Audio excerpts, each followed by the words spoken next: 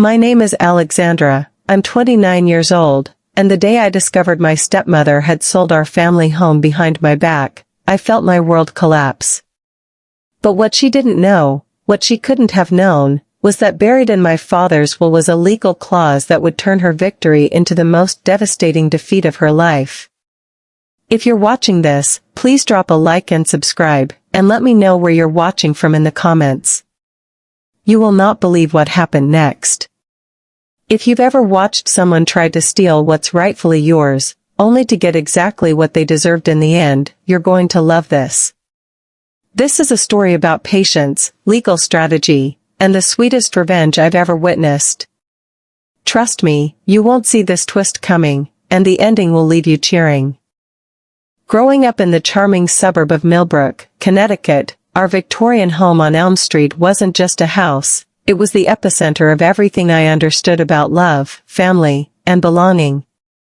Built in 1887, the three-story beauty sat on 2 acres of meticulously maintained gardens, with a wraparound porch that caught the morning sun perfectly and towering oak trees that had witnessed 4 generations of my family's history. My father, David Patterson, had inherited the house from his parents when I was just 5 years old. He was a successful architect who had built his practice from nothing, specializing in historic home restoration. Every room in our house showcased his talent, from the hand-carved crown molding he'd restored in the dining room to the custom-built-in bookshelves that lined the library walls. But more than his professional pride, that house represented his promise to preserve our family's legacy. My mother, Sarah, was the heart that made our house a home. She was a literature professor at the local college, and our house reflected her love of learning and beauty. Every corner held carefully chosen books, original artwork from local artists, and fresh flowers from her prize-winning garden. The kitchen was her domain, where she'd spend Sunday mornings making elaborate brunches while classical music drifted through the house. She had this way of making every day feel special, every meal feel like a celebration. When Mom was diagnosed with ovarian cancer during my sophomore year of high school, our perfect world began to crack. Dad threw himself into caring for her while maintaining his architectural practice, and I watched both my parents fight a battle they couldn't win. Mom passed away 3 days after my 18th birthday, leaving behind a hole in our lives that felt impossible to fill. Dad and I grieved together in that big house, 2 people rattling around in rooms that suddenly felt too quiet, too empty. But we had each other, and we had Mom's memory preserved in every carefully chosen detail of our home. Dad would often sit in Mom's reading chair by the library window, running his hands over the armrest she'd worn smooth, telling me stories about their early years together. "This house will be yours someday, Alexandra," he'd say during those quiet evenings. "Your mother and I always planned it that way. It needs to stay in our family, needs to continue being a home where love lives." I treasured those promises, especially during my first year at Northwestern University, where I was studying business and finance. Knowing that I had roots waiting for me, that I'd someday raise my own children in the same rooms where I'd grown up, gave me strength during the challenging transition to adulthood. Then, during my sophomore year, Dad met Patricia Morrison. Patricia was everything my mother hadn't been, loud where Mom had been thoughtful, flashy where Mom had been elegant, demanding where Mom had been giving. She claimed to be an artist, though I never saw any evidence of actual artwork. Instead, she seemed to specialize in creating drama and positioning herself as the center of attention in any room she entered. She was 45 to Dad's 52, recently divorced from a wealthy businessman, and she swept into our lives like a hurricane disguised as a gentle breeze. Dad, lonely and still raw from grief, was completely captivated by her energy and apparent zest for life. "She makes me feel alive again," Dad told me during one of our phone calls. "Your mother would want me to be happy, Alexandra. She wouldn't want me to spend the rest of my life alone." I wanted to support Dad's happiness, I really did. But from the moment I met Patricia during Thanksgiving break of my sophomore year, something felt wrong. She was too charming, too interested in our family's history and finances, too quick with compliments that somehow felt calculated rather than genuine. "David has told me so much about this beautiful home," she gushed during that first dinner, her eyes taking inventory of every valuable antique and piece of artwork. "You must have such wonderful memories here, Alexandra. Though I imagine it might feel a bit overwhelming, maintaining such a large property." The comment was innocent enough on the surface, but I caught the implication. She was already assessing the house as a burden rather than a treasure, already planting seeds about its impracticality. Patricia moved in 6 months later, and immediately began what I now recognize as a systematic campaign to erase my mother's presence from our home. It started small, a throw pillow here, a lamp there. "I just want to add some fresh touches," she'd explain when I questioned the changes. "A house needs to evolve with its inhabitants." But the changes accelerated. Mom's beloved reading chair was relocated to the basement because it didn't fit the aesthetic Patricia was creating. The formal dining room where we'd shared countless family meals was transformed into Patricia's art studio, though she never seemed to produce any actual art. Mom's extensive book collection was boxed up and stored in the attic to make room for Patricia's collection of generic decorator objects. "Your father thinks it's time to modernize," Patricia would say whenever I protested. "He agrees that holding on to the past isn't healthy for any of us." The manipulation was subtle but constant. Patricia had a gift for making herself the victim in every situation while gradually isolating Dad from anyone who might question her motives.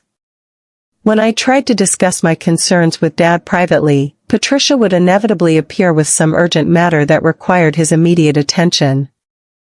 "Oh David, I'm so sorry to interrupt your conversation with Alexandra," she'd say with perfectly feigned concern, "but the contractor is on the phone about that bathroom renovation, and he says he needs to speak with you right now or we'll lose our spot on his schedule." There was always some crisis, some deadline, some urgent matter that couldn't wait. And Dad, eager to avoid conflict and genuinely believing that Patricia was trying to help our family heal, would excuse himself to handle whatever emergency she'd manufactured.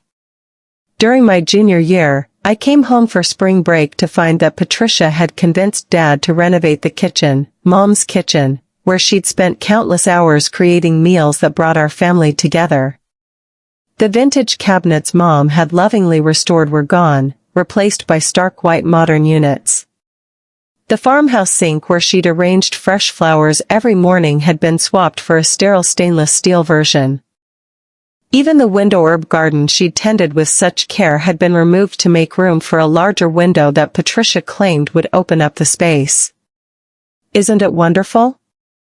Patricia beamed as she showed me around the transformed space. "So much more functional and contemporary. Your mother had lovely taste for her era, but design trends evolve." I stood in that unfamiliar kitchen, looking for any trace of the woman who had made it the heart of our home, and found nothing. It was beautiful in a magazine-perfect way, but it was no longer Mom's space. It was Patricia's, and the message was clear: the old life was being systematically erased to make room for the new one. Dad seemed smaller somehow in that transformed kitchen, less sure of himself. When I questioned him privately about the changes, he looked genuinely confused.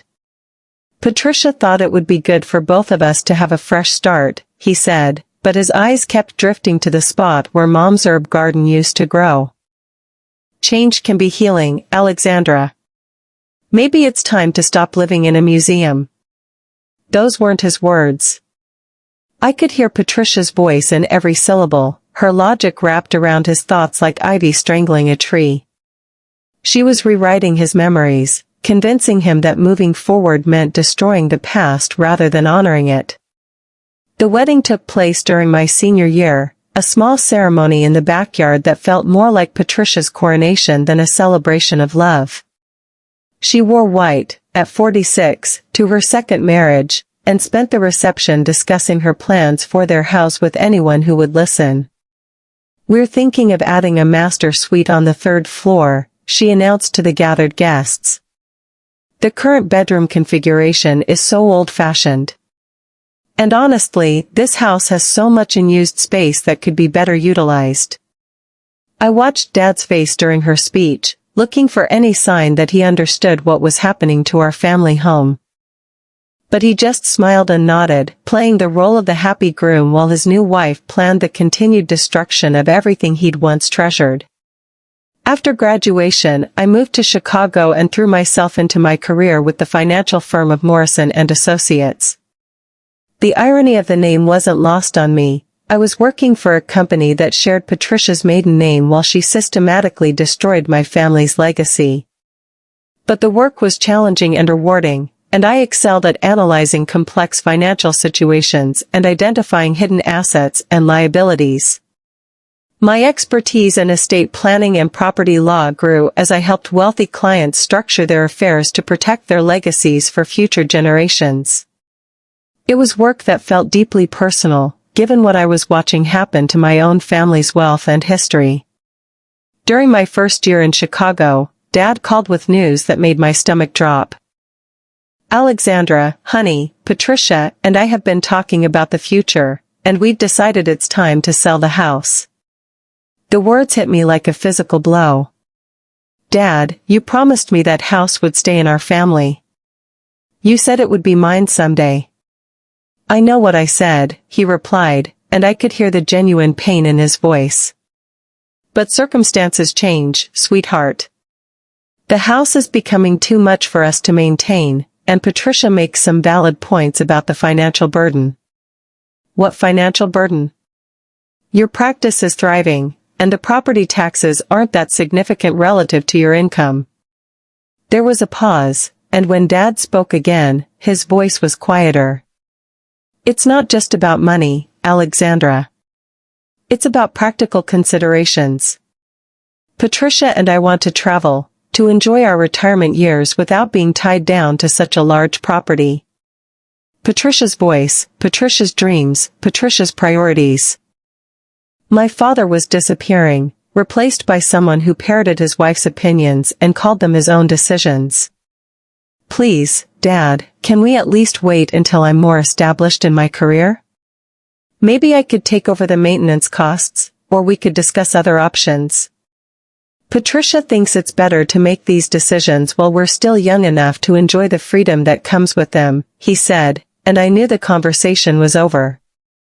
Patricia had already decided, and Dad had learned not to argue with her conclusions. The house sold within 2 months to a young family from New York City who were looking for a weekend retreat with historic character. The sale price was $2.8 million, a fortune that Patricia immediately began planning to spend on a luxury condo in Naples, Florida, and extensive travel throughout Europe. I felt like I was watching my entire childhood being sold to fund Patricia's fantasy retirement. When I tried one last time to convince Dad to reconsider, Patricia herself answered the phone. "Alexandra, honey, you need to understand that your father and I are thinking about our future together," she said with false sweetness that barely concealed her triumph. "You're young and successful, and you'll build your own life with your own traditions. Clinging to the past isn't healthy for anyone." "That house represents 4 generations of my family's history," I replied, trying to keep my voice steady. "It's not just a piece of real estate. Of course it's more than real estate, dear. It's a wonderful collection of memories. But memories don't require us to maintain expensive property that doesn't fit our current lifestyle. You'll understand when you're older and have to make these practical decisions yourself." The condescension in her tone was unmistakable. She had won completely, and she wanted to make sure I understood the magnitude of her victory. Dad and Patricia moved to Florida 6 months later, to a sterile luxury condo that looked like every other luxury condo in every other retirement community in the state. When I visited them there, I felt like I was meeting strangers. Dad seemed lost in the unfamiliar surroundings, while Patricia bloomed in the social environment of competitive wealth display and endless leisure activities. "Isn't this wonderful?" she'd say, gesturing toward the golf course view from their balcony. No yard work, no maintenance headaches, no responsibility except to enjoy ourselves. Your father is so much more relaxed now that we're not burdened with that big old house. But Dad didn't look relaxed. He looked diminished, unmoored from everything that had given his life meaning and purpose. His architectural practice was being wound down, his connection to our family's history severed, his role reduced to that of Patricia's companion in her pursuit of endless entertainment. During one visit, I found him sitting alone on the balcony, staring out at the manicured landscape with vacant eyes. "Do you miss it, Dad? The house, the garden, your workshop?" He was quiet for a long moment. "Sometimes I dream about your mother's rose garden," he said finally. "I can smell the flowers, hear her humming while she worked. But then I wake up here, and I can't remember why we left all that behind." My heart broke for him, for us, for everything we'd lost to Patricia's relentless campaign for control. But I was powerless to do anything except watch my father fade away in his climate-controlled prison. 2 years later, Dad's health began declining rapidly. What started as occasional confusion and memory lapses progressed into something much more serious. The diagnosis came as a shock to everyone: early-onset Alzheimer's disease, aggressive and fast-moving.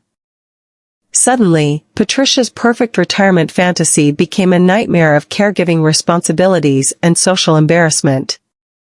The vibrant, charming man she'd married was disappearing, replaced by someone who needed constant supervision and care. Her dreams of endless travel and social climbing evaporated as Dad's condition worsened. I flew to Florida immediately when I heard the diagnosis, prepared to help however I could despite everything that had happened between us. Dad was still lucid most of the time, but I could see the fear in his eyes as he grappled with his changing reality. "Alexandra," he said during one of his clearer moments, gripping my hand with surprising strength, "I need to make sure everything is taken care of. For you. I made promises, important promises, and I need to make sure those promises are kept." Patricia, hovering nearby, looked uncomfortable with the direction of the conversation. "David, don't worry about business matters now. You need to focus on your health and treatment options." But Dad was insistent. During his moments of clarity, he seemed to remember exactly who he was and what mattered to him. It was during one of these lucid intervals that he asked me to help him review his legal documents. "I want to make sure everything is in order," he said, his eyes more focused than I'd seen them in months. "There are things I need to tell you, things I need to make sure you understand before it's too late." That's when I discovered that my father had been far more strategic than any of us had realized.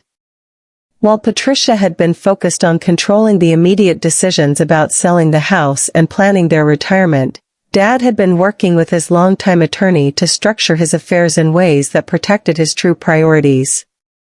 The will was a masterpiece of legal planning disguised as simple estate documents. Buried in the technical language, in clauses so complex that even Patricia's lawyer had missed their significance, were provisions that would change everything I thought I knew about our family's financial future. First, there was the house. Dad had indeed agreed to sell it, but he had insisted on including a first right of refusal clause in the purchase agreement. If the current owners ever decided to sell, the property would have to be offered to his estate first, at fair market value, before it could be sold to anyone else. "I never forgot my promise to you," Dad whispered when I found the clause. "I couldn't stop Patricia from pushing for the sale, but I made sure you'd have a chance to get it back someday if the opportunity arose." The legal implications were staggering. Dad had essentially preserved my future claim on the house while appearing to comply with Patricia's demands. It was brilliant legal maneuvering disguised as capitulation. But there was more. Much more. Dad had established an irrevocable trust, funded with assets from his architectural practice, his investment portfolio, and life insurance policies that Patricia knew nothing about. The trust was structured to provide me with substantial income during Dad's lifetime and would become fully accessible to me upon his death. She doesn't understand the legal structure, Dad explained during one of his clearer moments. She thinks she controls everything because her name is on the checking accounts and the condo deed. But the real assets, the substantial wealth, is protected in the trust. She can't touch it, can't change it, can't even know the full extent of it. The trust contained over $4.5 million in assets, invested conservatively but growing steadily. More importantly, it included specific provisions for purchasing real estate, including detailed instructions about exercising the first right of refusal on the Elm Street property. When the time comes, Dad said, his eyes bright with the satisfaction of someone who had outmaneuvered a master manipulator, you'll have the resources to reclaim what should have been yours all along. Patricia got the house sold, but she'll never get her hands on the money to replace what we lost. Dad's condition deteriorated rapidly over the next 18 months. The man who had raised me, who had loved my mother with unwavering devotion, who had tried to balance his own happiness with his promises to me, faded away piece by piece. Patricia, faced with the reality of caring for someone with Alzheimer's, hired full-time nurses and essentially withdrew from his daily care. She spent her time at the country club, traveling with friends, and making plans for her wealthy widowhood. She had already begun researching expensive senior living communities and luxury cruise itineraries for her post-David life. I visited as often as my work allowed, watching my father disappear while Patricia counted down the days until his death would free her from caregiving responsibilities and make her a wealthy widow. Or so she thought. Dad passed away on a rainy Thursday morning in November, surrounded by nurses rather than family. Patricia had been at a spa retreat with friends, and I was on a plane from Chicago when he took his final breath. The funeral was small and impersonal, nothing like the celebration of life my father deserved. At the reading of the will 3 days later, Patricia's confidence was palpable. She sat beside her attorney, clearly expecting to inherit the bulk of Dad's estate and finally be free of any obligation to maintain even a pretense of caring about me. The will was straightforward in most respects. Patricia inherited the Florida condo, Dad's personal effects, and a modest financial settlement of $200,000. But as the lawyer continued reading, her expression began to change. The architectural practice, which Patricia had assumed was worth very little since Dad had been winding it down, was revealed to have substantial value in the form of ongoing royalties and licensing agreements. Those assets went directly into the trust. Dad's investment portfolio, which Patricia had thought was jointly owned, turned out to be held separately in accounts that predated their marriage. Those assets also flowed to the trust. Most shocking of all was the life insurance. Patricia knew about one policy worth $500,000, which she inherited. What she didn't know was that Dad had maintained 3 additional policies worth a total of $2.3 million, all payable to the trust. When the lawyer explained the trust structure and my complete control over its assets, Patricia's face went white with shock and rage. "What does this mean?" she demanded, her composed facade cracking completely. "It means, Mrs. Patterson, that your stepdaughter is the sole beneficiary of your husband's primary estate assets," the lawyer explained calmly. "The trust is irrevocable and was established before your marriage to Mr. Patterson." "But what about our joint accounts? Our shared assets?" "I'm his widow." "The joint accounts and shared assets you're referring to total approximately $85,000, the lawyer replied. "Those are included in your inheritance, along with the condo and the $200,000 specified in the will." Patricia's mathematical mind was clearly working, trying to reconcile what she'd expected to inherit with the reality being presented to her. What about his business? The house sale money? His investments? Those assets were structured to be held separately from marital property, the lawyer explained. They were never part of the marital estate. Then came the moment I'd been waiting for. The lawyer turned to a specific section of the will and began reading the clause about the first right of refusal on the Elm Street property. Furthermore, he read, the trust is specifically empowered to exercise the first right of refusal on the property located at 847 Elm Street, Millbrook, Connecticut, should the current owners elect to sell said property. Patricia's mouth fell open. That's impossible. That house was sold years ago.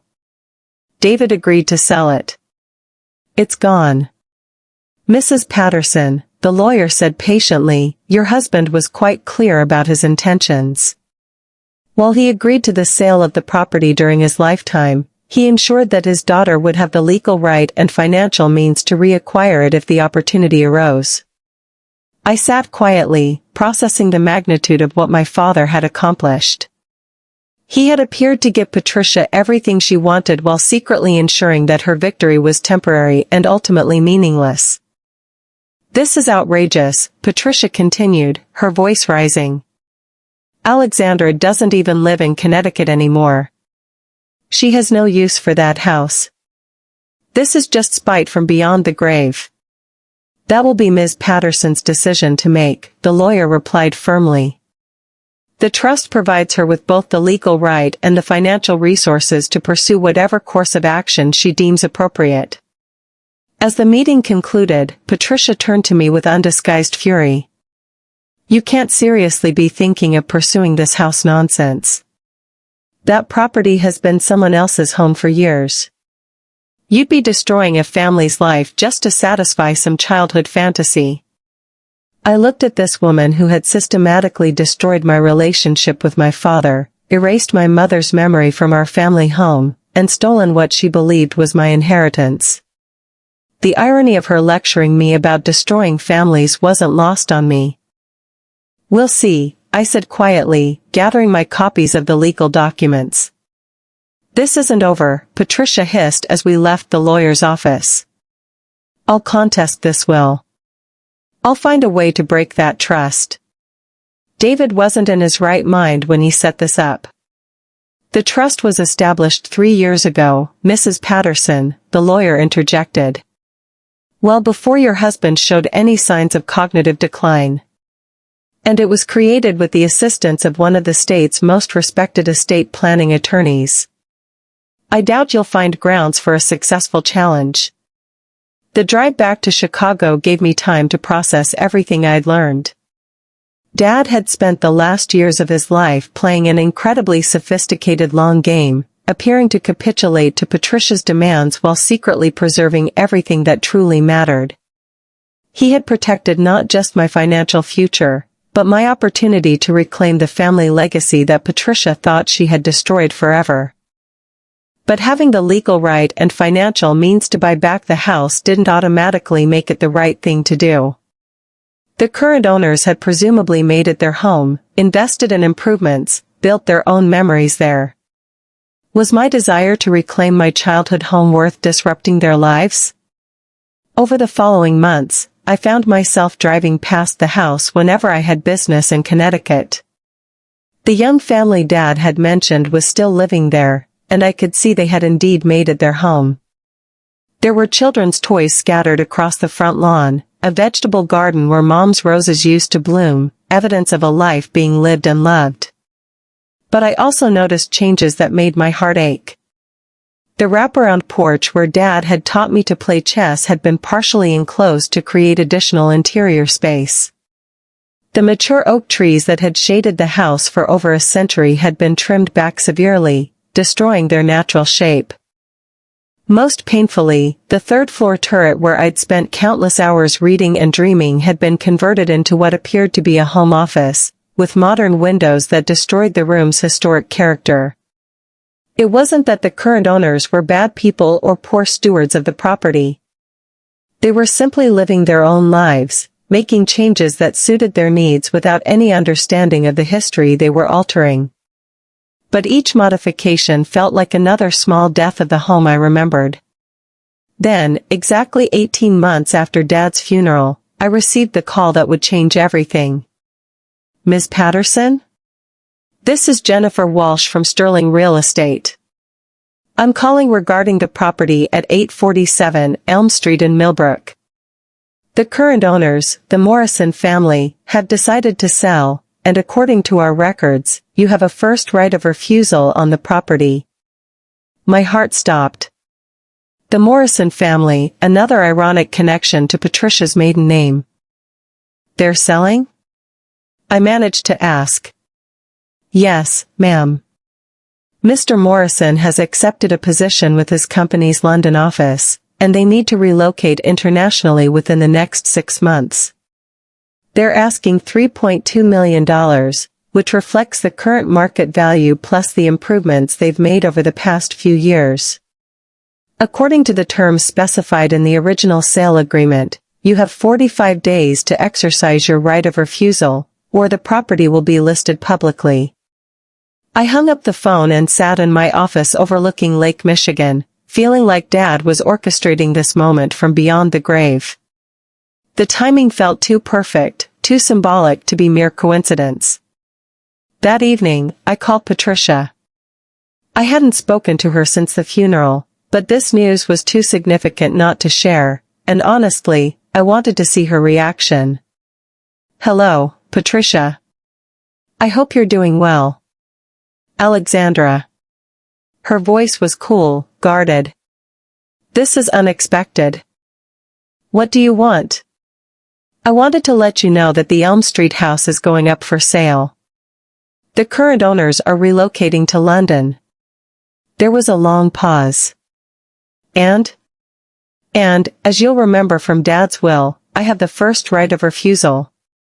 I've decided to exercise that right. I'm buying the house. The silence that followed was so complete I wondered if the call had been dropped.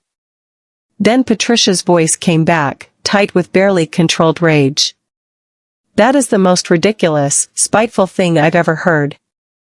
You live in Chicago. You have a successful career there. What possible use could you have for a house in Connecticut? The same use my family has had for it for 4 generations. It's going to be my home. Your home? Patricia's voice rose sharply. You're going to give up your career in Chicago to live in some nostalgic fantasy? This is exactly the kind of impractical emotional decision your father was trying to protect you from making. The irony was breathtaking. Actually, Patricia, this is exactly the decision Dad wanted me to have the option to make. That's why he structured his estate the way he did. You're going to regret this, she said, her voice turning nasty. That house is a money pit. The maintenance alone will eat you alive, and the property taxes in that area have skyrocketed. You'll be house poor within 5 years. That's a risk I'm willing to take. And what about your career? You can't just abandon everything you built in Chicago for some sentimental gesture. I'm not abandoning anything. I'm making a choice about what kind of life I want to build going forward. Patricia was quiet for a moment, and when she spoke again, her tone had shifted to something approaching desperation. Alexandra, please think about this rationally. Your father would not want you to tie up your entire inheritance in one piece of property. He was a practical man who understood the importance of diversified investments and financial security. My father was a man who understood the importance of home, family, and preserving what matters most. The trust he established provides me with more than enough income to maintain the property and live comfortably. This isn't a financial risk, it's a homecoming. I could hear her breathing becoming labored. This is insane. You're throwing away your future for a pile of old wood and memories. I'm reclaiming my future, Patricia. The future Dad always intended me to have, before you convinced him to sell away our family's legacy. He agreed to sell that house, she protested. It was a mutual decision. He agreed to sell it temporarily, with the understanding that I would have the opportunity to buy it back when the time was right. Everything he did was designed to give me that choice. The trust, the right of refusal clause, even the timing of this opportunity, it's all exactly what he planned. After I hung up, I spent the evening in my Chicago apartment, looking out at the city lights and thinking about the decision that would reshape my entire life. I had built a successful career here, developed friendships, created a comfortable routine. Leaving all of that behind to return to Connecticut would mean starting over in many ways. But it would also mean coming home. The next morning, I called the real estate agent and formally exercised my right of refusal.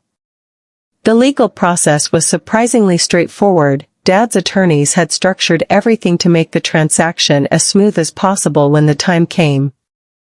I also called my supervisor at Morrison & Associates to discuss the possibility of working remotely or transferring to their smaller Hartford office.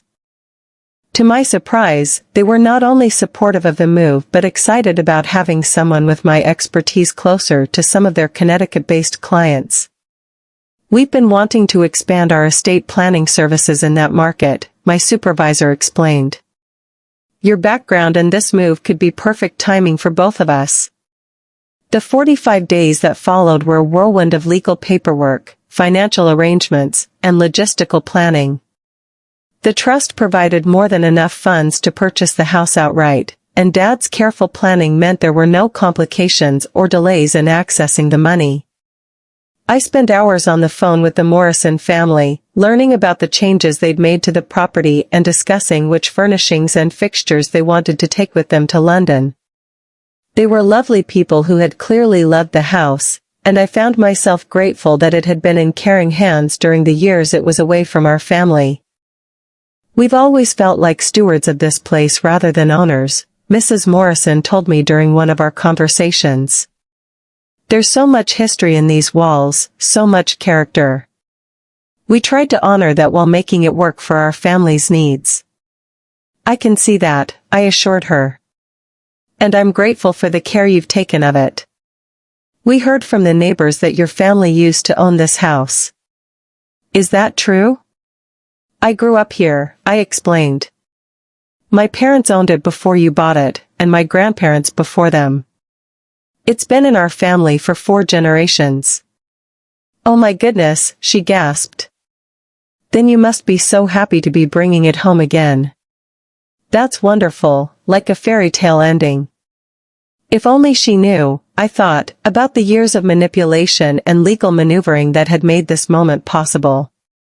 The closing took place on a crisp October morning, exactly 2 years to the day after Dad's funeral. I signed the papers in the same law office where I'd learned about the trust and the right of refusal clause, feeling Dad's presence with every signature. As I walked through the empty house afterward, holding the keys that made me its legal owner once again, I was struck by how different it felt from my childhood memories. The rooms were the same size and shape, but the Morrison family's years of occupation had left their mark in ways both subtle and significant. The kitchen Patricia had modernized had been updated again with warmer finishes and more family-friendly features. The formal living room had been converted to a family room with built-in entertainment equipment. The third-floor turret that had been my childhood reading sanctuary was now a home office with Ethernet cables and modern lighting. But the bones of the house were the same: the wide plank hardwood floors Dad had refinished by hand, the intricate crown molding he'd restored room by room, the built-in bookcases where Mom had displayed her treasured first editions. Walking through those familiar spaces, I could feel the layers of history beneath the surface changes. That first night, I slept on an air mattress in what had been my childhood bedroom, listening to the familiar sounds of the old house settling around me. The heating system's gentle hum, the way the wind moved through the oak trees outside my window, the distant sound of the grandfather clock in the hallway marking the hours, all of it exactly as I remembered. But I also heard new sounds, unfamiliar creaks and whispers that reminded me how much time had passed since this had been my home. The house and I would need to get reacquainted, to learn each other's changes and find our way back to the comfortable familiarity we'd once shared. The renovation and restoration project that followed consumed the next 2 years of my life.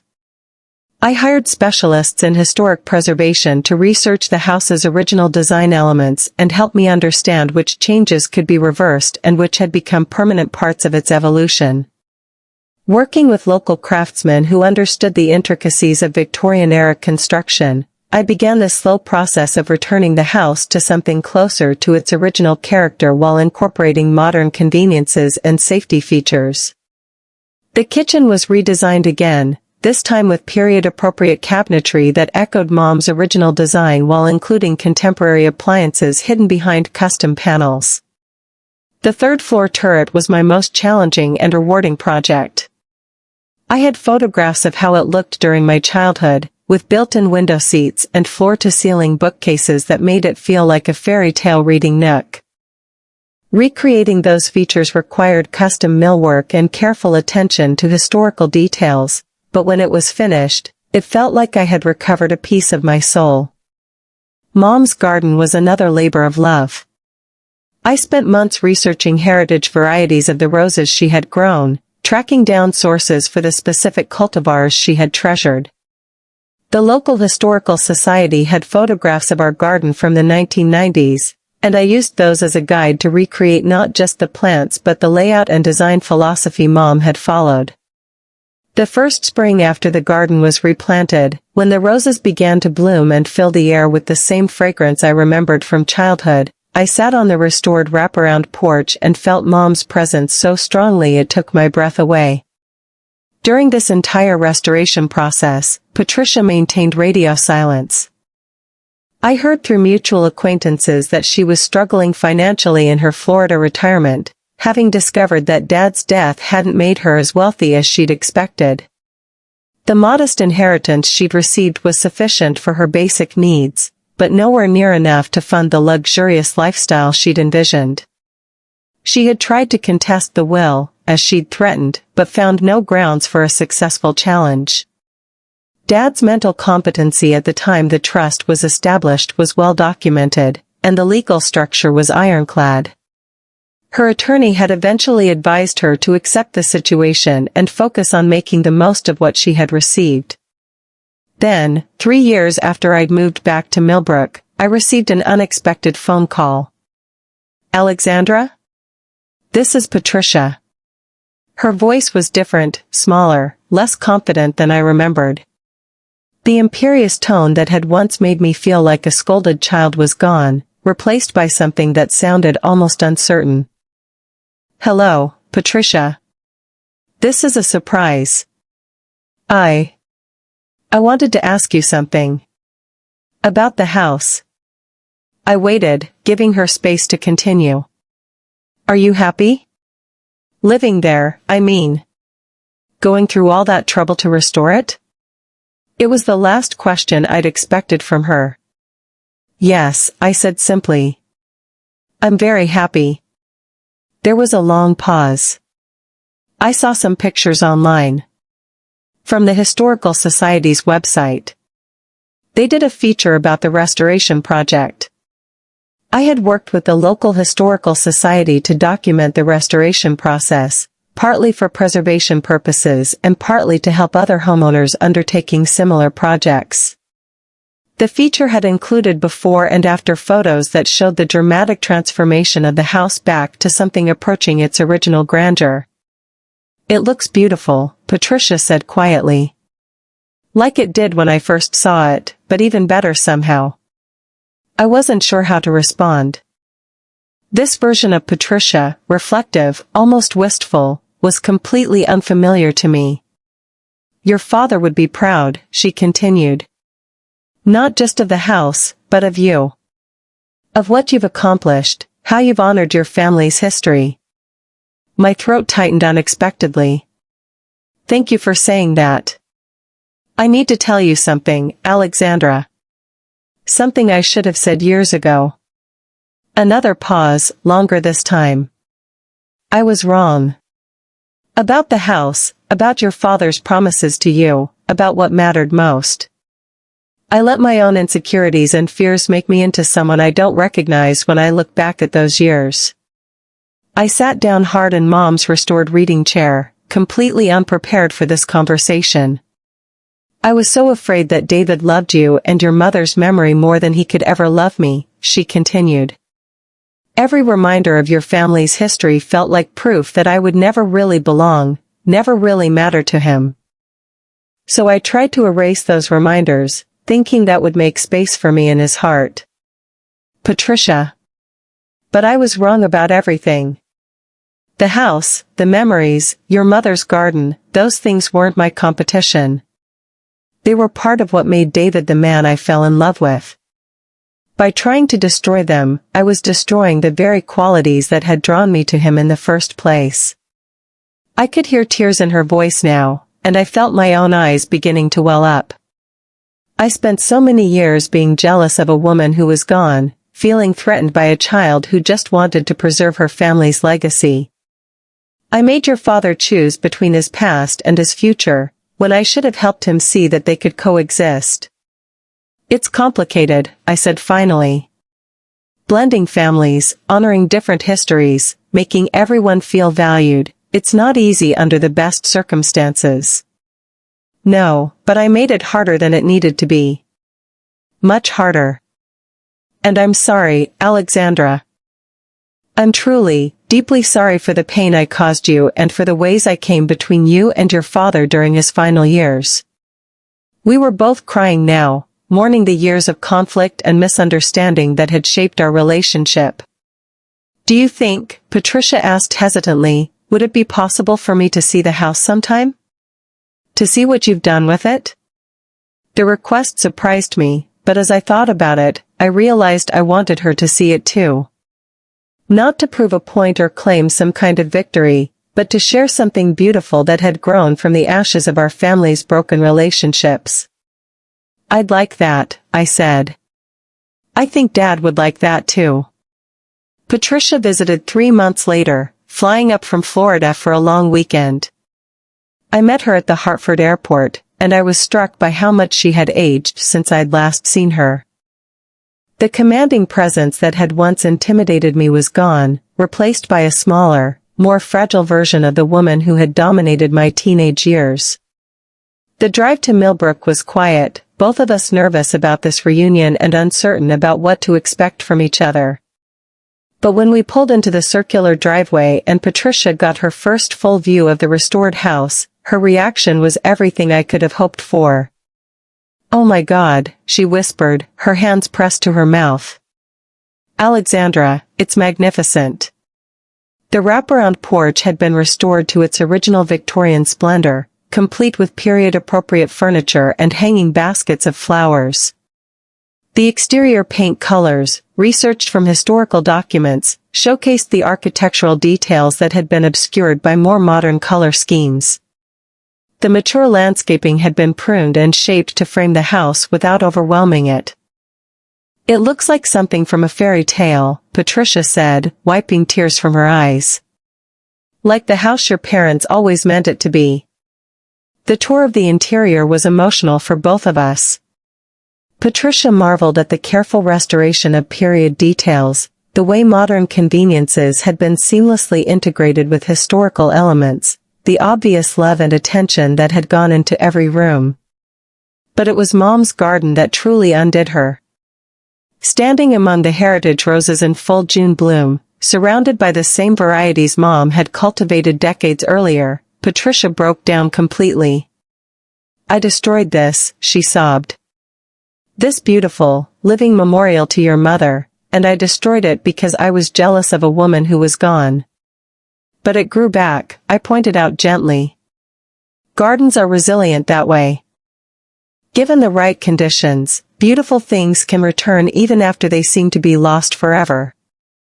We spent the weekend talking, really talking, for the first time in our relationship.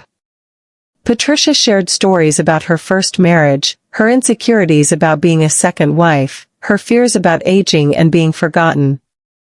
I talked about my grief after Mom's death, my desperation to preserve her memory, my anger at watching our family's history being erased.